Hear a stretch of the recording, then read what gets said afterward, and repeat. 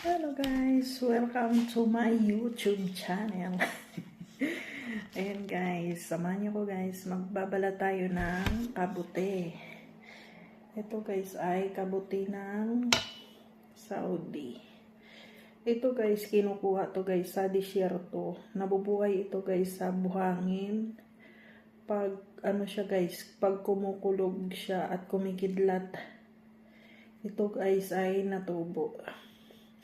Pag binibili ito guys, mahal ang kilo nito guys, parang 100, ay hindi, 500 HR. Ito na guys, ito yung binalatan ko. Ayan. Akala mo para siyang patatas. Pero amoy ano siya, amoy mushroom. Tapos binabalatan ng ganito guys, oh. Ayan. Dahan-dahan lang kasi malambot.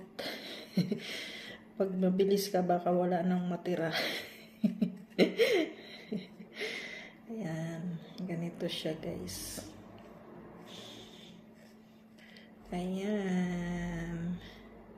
Salamat sa nanood sa aking video dito sa YT. Try ko lang guys mag-vlog dito sa YouTube. Kung mayroong magsuporta sa akin. Ayan.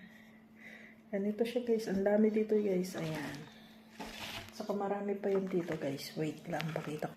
Ayan pa guys. Ayan. Yung isang palanggana. Marami pa ito guys.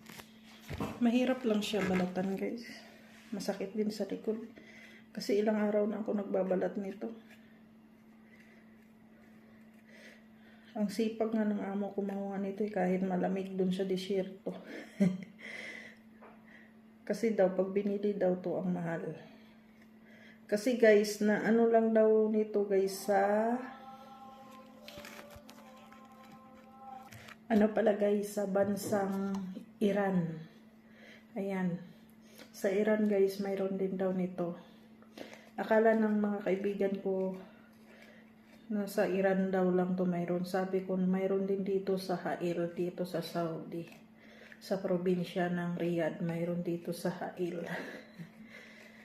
Ayan, ito yung inaabalahan ng aking amo na 2 days sila sa disyerto. Nangunguha. Sa ilalim to guys ng buhangin. Pag bumubuka yung buhangin, alam nila may laman ng ganito. Yan, yun lang guys.